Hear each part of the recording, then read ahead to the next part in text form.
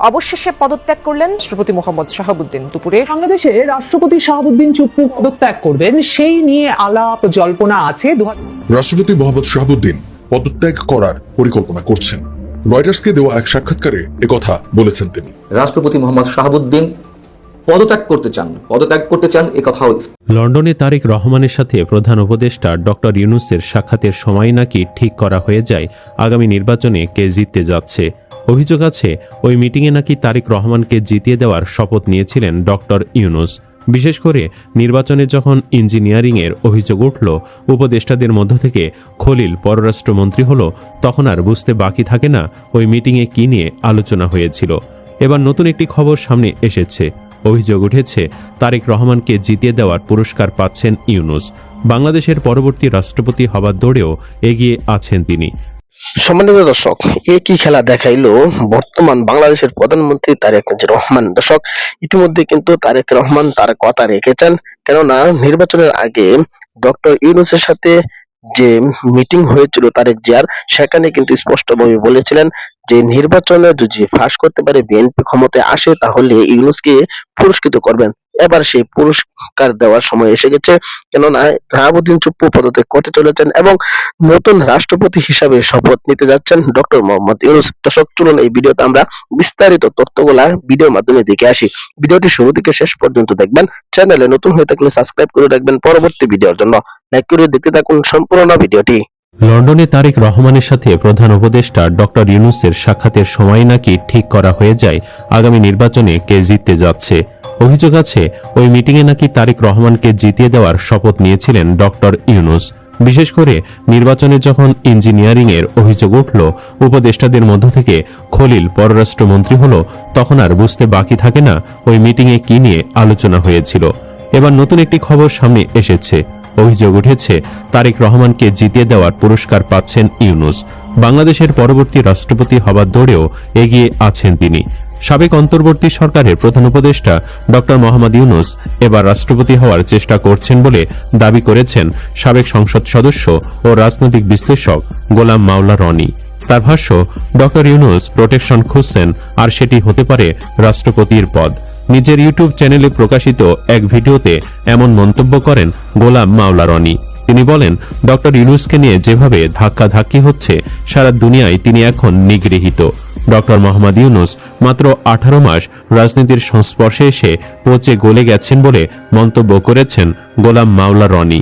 তার ভাষ্য, রাজনীতির সংস্পর্শে এসে ডক্টর ইউনূস এতটা অপমানিত, এতটা অবদমিত, এতটা নিগৃহীত হয়েছেন, যাকে বলা হয় পচে গলে গন্ধ হয়ে গেছেন। এদিকে ডক্টর ইউনূসের বিরুদ্ধে অভিযোগের পাল্লা এতটাই ভারী হয়ে উঠেছে যে তা হাসিনার অপকর্মকেও ছাপিয়ে যাবে কিনা সেই প্রশ্নও থেকে যায়। ডক্টর মোহাম্মদ ইউনূসের নেতৃত্বে বিদায়ী অন্তর্বর্তী সরকারের উপদেষ্টাদের বিরুদ্ধে শত শত দুর্নীতির অভিযোগ জমা পড়ছে দুর্নীতি দমন কমিশনের কার্যালয়ে। দায়িত্ব ছাড়ার এক সপ্তাহের মধ্যে এই উপদেষ্টাদের বিরুদ্ধে এসব লিখিত অভিযোগ জমা পড়ে। দুদকের একজন দায়িত্বশীল কর্মকর্তা জানান, যে হারে অভিযোগ আসছে তাতে মনে হচ্ছে অভিযোগের রেকর্ড হবে। সর্বশেষে হামিদ টিকার সংকট নিয়ে চরম বিতর্কের মুখে পড়েছেন ডক্টর ইউনূসের সরকার। অভিযোগ রয়েছে টিকা কেনার অর্থ দুর্নীতির মাধ্যমে খেয়ে ফেলেছে তার সরকার। ফলাফল হিসেবে হাজার হাজার শিশু টিকা না পেয়ে মারা গেছে, এখনো মরছে। এখানেই শেষ নয়, যুক্তরাষ্ট্রের সঙ্গে ডক্টর ইউনূস সরকারের স্বাক্ষরিত একটি বাণিজ্য চুক্তি নিয়ে দেশে বিতর্ক তৈরি হয়েছে। অভিযোগ উঠেছে তার নেতৃত্বাধীন অন্তর্বর্তী সরকার ওয়াশিংটনের সঙ্গে এগ্রিমেন্ট অন রেসিপ্রোকাল ট্রেড চুক্তির অধীনে কিছু খাদ্যপণ্য আমদানির কথা উল্লেখ করা হয়েছে। তাতে ইসলাম ধর্মে নিষিদ্ধ শূকরের মাংস ও শূকরজাত পণ্য আনার সুযোগ রয়েছে বলে দাবি করা হচ্ছে। দেশের আমদানি নীতি আদেশ 2021-24 অনুসারে যে 26 ধরনের পণ্য নিষিদ্ধ, তার মধ্যে অন্যতম হল শূকর ও শূকরজাত সব পণ্য। দেশের অন্যতম ধর্মীয় ও সামাজিক সংগঠন আঞ্জুমানে হেফাজতে ইসলামের কেন্দ্রীয় নেতা মুফতি আবদুল্লাহ ফিরোজি বলেন, ডক্টর ইউনূস সরকারের আমেরিকা নির্ভর কার্যক্রমগুলো আমরা কোনোভাবে পছন্দ করি না। তিনি আমেরিকার সঙ্গে যে চুক্তিগুলো করেছেন তা জাতির কাছে একেবারেই অস্পষ্ট। তিনি আরো বলেন, জাতির একটা প্রত্যাশা ছিল, যেহেতু স্বৈরাচারের পতনের পর 90% মুসলমানের দেশে দায়িত্ব নিয়েছেন, তাই মুসলিম জনগণের সেন্টিমেন্টে আঘাত লাগে এবং ধর্মীয় রীতিনীতির সঙ্গে সাংঘর্ষিক কোনো কাজ বা চুক্তি তিনি করবেন না, এটা আমাদের আশা ছিল। কিন্তু তিনি সেই আশা সম্পূর্ণরূপে ভঙ্গ করেছেন। দেশের মুসলিম জনগণের সঙ্গে তিনি প্রতারণা করেছেন। আমেরিকার সঙ্গে তিনি ইসলাম বিরোধী এবং দেশবিরোধী অনেক চুক্তি করেছেন। আমরা চাই না ইসলাম বিরোধী কোনো শক্তির সঙ্গে কোনো চুক্তি করা হোক। বর্তমান সরকারের প্রতি দাবি, সবার সঙ্গে পরামর্শ করে ধর্মীয় ও দেশবিরোধী চুক্তি বাতিল করা হোক। উল্লেখ্য, 2024 সালের আগস্টে এক নজিরবিহীন ছাত্র জনতার অভ্যুত্থানের পর সম্পূর্ণ ধ্বংসপ্রায় এক রাষ্ট্র ব্যবস্থার হাল ধরেছিলেন শান্তিতে নোবেলজয়ী অর্থনীতিবিদ ডক্টর মোহাম্মদ ইউনূস। দীর্ঘ 18 মাস পর যখন তার নেতৃত্বাধীন অন্তর্বর্তীকালীন সরকারের একটি যৌক্তিক মেয়াদ অতিক্রম হয়েছে, তখন সময় এসেছে কোনো আবেগ বা অন্ধত্ব ছাড়া সম্পূর্ণ নিরপেক্ষ দৃষ্টিতে এই শাসন আমলের হিসাব নিকাশ মেলানোর। ইতিহাস কাউকেই সস্তা প্রশংসা বা নির্মম নিন্দা দিয়ে মনে রাখে না। ইতিহাস মনে রাখে অর্জনের বাস্তবতা আর ব্যর্থতার খতিয়ান দিয়ে। ডক্টর ইউনূসের এই 18 মাসের শাসনামল কেমন ছিল? এটি কি শুধুই একটি ক্রান্তিকালীন ব্যবস্থাপনা, নাকি নতুন বাংলাদেশের ভিত্তি স্থাপন? চলুন দেখে নেই। ডক্টর ইউনূসের 18 মাসের শাসন আমলের সবচেয়ে বড় সফলতা এসেছে ভূ রাজনৈতিক ও আন্তর্জাতিক অঙ্গনে। পূর্ববর্তী সরকারের শাসনামলে বাংলাদেশ যখন এক প্রকার আন্তর্জাতিক বিচ্ছিন্নতা এবং বন্ধুহীন কূটনীতির সংকটে ভুগছিল, ডক্টর ইউনূস তার ব্যক্তিগত ভাবমূর্তি ব্যবহার করে বাংলাদেশকে বিশ্ব মঞ্চের কেন্দ্রবিন্দুতে ফিরে এনেছেন ঠিকই, তবে ব্যর্থতাও কম নয়।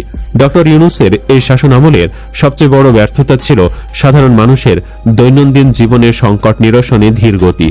সাধারণ মানুষের সামষ্টিক অর্থনীতির বড় বড় সংস্কার বোঝে না, তারা বোঝে চাল, ডাল, তেল আর পেঁয়াজের দাম।